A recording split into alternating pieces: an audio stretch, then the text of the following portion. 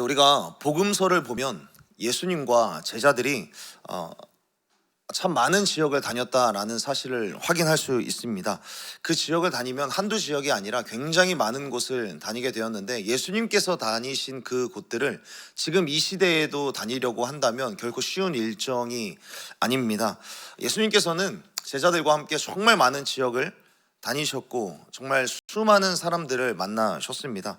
그런데 사도행전에 오늘 본문에서 나타난, 그리고 사도행전 전체에 걸쳐서도 바울 사도의 전도 여행의 경로를 살펴보면 예수님과 같이 이스라엘 땅은 아니지만 예수님 못지않게 정말 많은 곳을 다녔다라는 사실을 확인할 수 있고, 오늘 본문에서도 역시나 확인할 수 있습니다. 오늘 본문 1절에는 바울이 에베소라는 지역에서 3년간 머물다가 이제 마게도냐라는 지역으로 이동한다라는 그런 기록부터 시작이 됩니다. 이 기록된 문자들만 보면 굉장히 짧고 간단하게 나와 있지만, 에베소에서 마게도냐라는 이 지역으로 간다라는 것은 지금으로 따지면 대륙에서 대륙으로 건너가는, 사실은 굉장히 먼 이동을 이야기를 합니다. 바울은 이전에 이미 16장에 보게 되면 아시아로 가려던 그런 스스로의 계획이 있었지만, 드로아라고 하는 이 지방에서 하나의 환상을 보게 되죠. 그곳에서 마게도냐 사람들이 이곳에 와서 우리들을 도와달라라는 이 환상을 보게 되는데, 사도 바울은 이 환상을 성령님께서 나에게 주신 뜻이다라고 확신하고 마게도냐로 건너가게 되었습니다. 이 마게도냐라는 곳은 지금의 유럽이라는 곳이 되었는데, 사도 바울은 그때에 16장에 있을 때에 그곳에서 마게도냐라는 이 유럽이라는 지역으로 가서 빌립보 교회라는 교회를 세우고 유럽 지역의 복음 전파의 발판을 마련하게 됩니다. 그리고 시간이 지나서 16장에, 그리고 17장을, 18장을, 그리고 19장을 지나서 20장, 오늘 본문에 이르렀을 때 자신이 이전에 들렀었던 그 마게도냐라는 지역을 다시 한번 가게 되었다라고 이야기를 합니다. 그리고 마게도냐라는 지역을 또 떠나서 오늘 본문에 보면 헬라라고 하는 지역에 가게 되었다라고 이야기를 합니다. 헬라라고 하는 지역은 우리가 잘 알고 있는 고린도 지역을 의미합니다. 이전에 사도 바울이 고린도 지역에서 1년 6개월 정도를 사역을 했었는데, 그곳에 다시 한번 가게 되었다라고 오늘 본문에서는 말씀하고 있습니다. 그리고 그곳에서 다시 왔던 길을 되돌아서 수리아라고 하는 지역까지 가게 되었다라고 이야기를 하는데, 이 수리아 지역은 사도 바울이 선교 지역을 출발했던 안디옥 지역을 의미합니다. 그곳까지 되돌아가고자 하는 루트를 계획하게 되죠. 그러니까 바울의 이 3차 전도 여행의 경로를 살펴보게 되면 어떤 특징이 있냐면, 이미 지난 시간에 방문했었던 그 지역들을 다시 한번 통과하는 것을 우리들은 확인할 수 있게 되는 것입니다. 바울은 지금까지 한 번 방문했었던 곳을 다시 재차 방문하면서 안디옥까지 가고자 하는 그런 계획을 세우고 있는 것이죠. 그렇다면 여러분, 바울은 지난 시간에 방문했었던 곳을 왜 다시금 재차 방문하는 것인지, 그리고 그곳에 들러서 그는 무엇을 했는지를 우리가 함께 살펴봤으면 좋겠습니다. 1절에서는 먼저 이렇게 이야기를 합니다. 에베소 지역을 떠나면서 제자들을 불러 권한 후에 라고 말씀하고 있습니다. 에베소라는 지역을 떠날 때에 그는 제자들에게 권했다라고 말씀하고 있고요. 2절에서도 마찬가지입니다. 마게도냐로 갔을 때에도 여러 말로 제자들에게 권하였다. 여기에서 권하였다라는 것은 위로하다, 격려하다라는 그런 의미를 담고 있는 말인데, 그렇다면 바울은 제자들에게, 그리고 그 지역에, 지난번에 갔었던 그 지역을 다시 한번 들러서 그는 어떤 말로 위로하고 어떤 말로 격려를 했는지를 함께 살펴봤으면 좋겠습니다.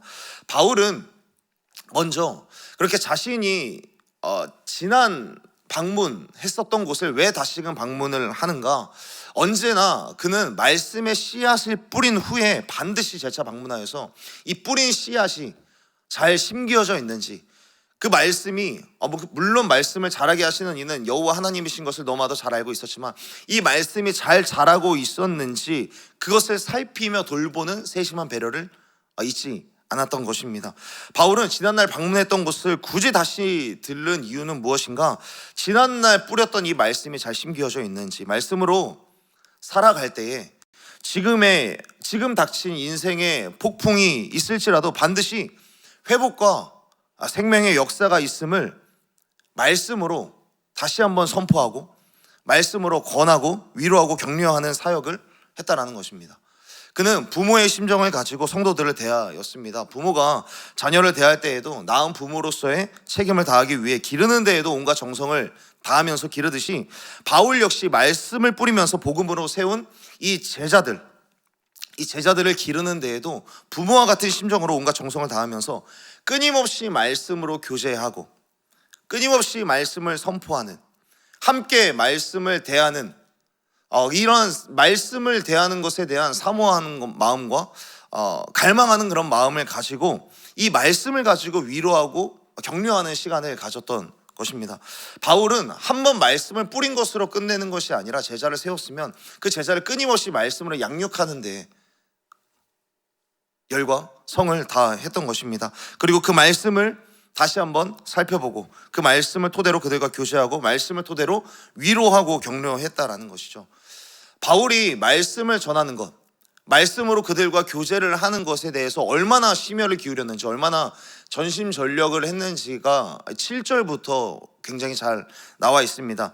7절의 말씀에서는 바울이 하나님의 말씀을 강론하고 선포하는 시간이 얼마나 길었던지 밤새도록 바울의 말씀 강론하는 시간이 이어지게 되었다라고 본문은 설명하고 있습니다. 그런데 그때에 창문에 걸터 앉아 있었던 유도고라고 하는 청년이 졸음을 이기지 못하고 창문에서 떨어져 죽게 되는 사건이 일어납니다. 이 사도행전을 기록했었던 누가는 의사였기 때문에 이때 창문에서 떨어진 유도고라고 하는 청년이 어떤 상태에 머물렀는지 너무나도 정확하게 잘 진단했을 것입니다. 누가는 이렇게 이야기를 합니다. 그는 죽었다라고 이야기를 합니다. 그러나 그가 다시 살아나는 일이 일어났다라고 본문에서는 말씀해주고 있습니다. 죽었지만 살아나는 일이 지금 바울이 말씀을 강론하는 그 현장 가운데 일어나게 되었습니다. 죽었지만 살아나는 것에 대하여서 우리가 보았을 때에도, 그리고 그 곳에 있었던 사람들에게 있어서도 굉장히 놀라운 기적이었음에도 틀림이 없습니다. 그러나 죽었다가 살아난 그 일을 통하여서 그곳에 있었던 사람들이 무엇을 얻었다라고 성경은 기록을 하고 있습니까? 오늘 본문 12절에 보면 사람들이 살아난 청년을 데리고 가서 적지 않게 위로를 받았다라고 말씀하고 있습니다. 여러분, 한 청년이 설교를 듣다가 창문에서 떨어져 죽었다가 살아난 그 일을 두고 사람들이 위로를 받았다라고 이야기를 합니다. 여러분, 죽었다가 살아난 그 일을 보면은 그 기적을 보면서 하나님이 정말 너무 놀라운 능력을 가지고 있구나라는 사실을 우리들은 확인하면서 하나님을 더 잘 믿을 수는 있는데 어떻게 그 일이 사람들에게 위로로 다가올 수 있었을까요?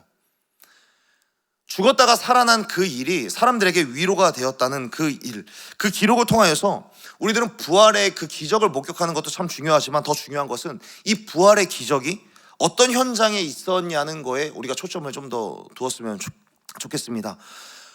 이 부활의 기적이 어떤 현장에 있었느냐, 말씀이 선포되는 곳에 생명이 있었고 회복이 있었음을 우리들은 확인할 수 있어야 하는 것입니다. 말씀이 선포되는 이 예배의 현장에, 말씀이 강론되어지는 이 현장에 생명이 있고 회복이 있고, 그렇기 때문에 여기 모여있는 사람들은 우리가 믿는 하나님의 이 말씀에 생명력이 있음을 확인하게 되니까 그곳에 있는 사람들은 스스로 생각하게 되는 것이죠. 내가 듣는 이 말씀이 헛된 것이 아니구나. 내가 듣는 이 말씀이 진짜 생명의 말씀이구나. 그냥 기록된 문서로만 남아있는 것이 아니라 지금 이 시대 가운데도 여전히 죽어있는 사람을 살릴 수 있는 능력이 있는 말씀이구나 라는 것을 확인하게 되니까, 목격하게 되니까 내가 살아가고 있는 이 인생의 현장에서도 죽을 것 같은 괴로운 순간이 찾아오게 되고, 내가 싸우고 있는 이 믿음의 싸움, 그 싸움의 현장 속에서 내가 죽을 것 같이 괴로운 순간이 있지만 이 살아있는 말씀을 경험하게 되니까, 보게 되니까 그들의 지친 삶 가운데도 위로가 되는 겁니다. 내가 하루하루 지친 삶을 살아갈 수 있지만 그러나 하나님의 말씀이 죽은 자도 살리시는 이 놀라운 능력의 말씀을 보게 되니까 내 삶 가운데서도 이 말씀이 여전히 살아 역사되어지고 내 삶 가운데도 회복을 줄 수 있구나, 그 사실을 보게 되니까 이 사람들이 이 일로 인해서 위로를 얻게 되는 것입니다. 사랑하는 여러분, 하나님의 말씀은 지금도 살아 역사하고 있는 생명력 있는 하나님의 말씀임을 믿으시기를 간절히 소원하고 축복합니다. 부활하신 주님은 지금도 하나님의 말씀, 이 성경으로 우리 가운데 말씀하시는 줄로 믿습니다. 그렇기 때문에 바울은 늘 사역을 하면서 이곳저곳 정말 많은 지역을 다니고 수많은 사람들을 만나지만 사람들과의 관계도 중요했고 그곳에서 교회를 세우는 것도 너무나도 중요하게 사역을 했을 것입니다. 그리고 그곳에서 어떻게 전도해야 되는지 전략도 굉장히 중요하게 생각을 했지만 바울이 가장 중요하게 생각했었던 사역의 꽃은 무엇이었는가? 바로 하나님의 말씀이었습니다. 살아있는 하나님의 말씀을 가르치는 것, 말씀을 강론하는 것, 말씀을 선포하는 것, 사람들과 말씀을 나누는 것을 모든 선교 사역의 꽃으로 여기며 그는 사역을 했던 것입니다. 오늘 본문 이후에도 밀레도라는 지역에서 에베소 교회 장로들과 함께 교제를 하게 되는데 그곳에서도 무엇을 말하고 있는가? 지난달 3년여 동안 에베소 교회에서 사역을 하면서 나는 말씀대로 사역을 했고 말씀을 가르치는 지난날의 사역들을 회고하면서 앞으로도 나는 예루살렘에 가서 복음을 전하는데 하나님의 말씀을 전하는데 나의 생명조차 조금도 귀한 것으로 여기지 않겠다라고 선포하고 있습니다. 사도 바울의 이 선교 여행의 키포인트는 늘 말씀이었던 것을 우리들은 확인하게 되는 것입니다. 사도 바울의 이러한 사역은 예수님을 닮은 사역이었습니다. 예수님께서도 이스라엘의 이곳저곳을 다니시면서 수많은 병자를 고치셨죠.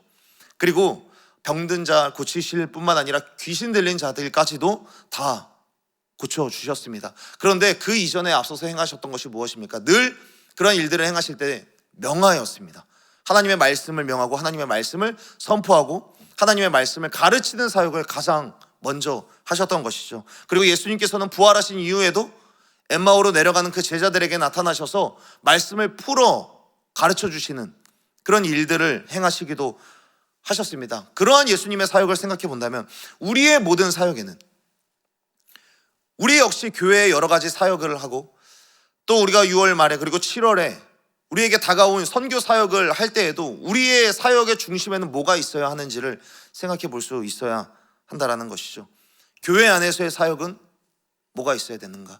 교회 사역의 중심에는 뭐가 있어야 되는가? 하물며 사람을 만나러 가는 이 전도하는 일에도 우리의 중심에는 뭐가 있어야 하는가라는 부분을 우리들은 생각해 볼 수 있게 되는 겁니다. 그렇기 때문에 사랑하는 여러분, 우리가 다락방으로 모였을 때에도 각가지 사역의 현장으로 모였을 때에도 전도하는 일을 할 때에도 사람을 만나러 나갈 때에도 우리들은 먼저 모여서 반드시 하나님의 말씀을 묵상하고 말씀이 살아있음을 믿고 말씀을 선포해야 되는 줄로 믿습니다.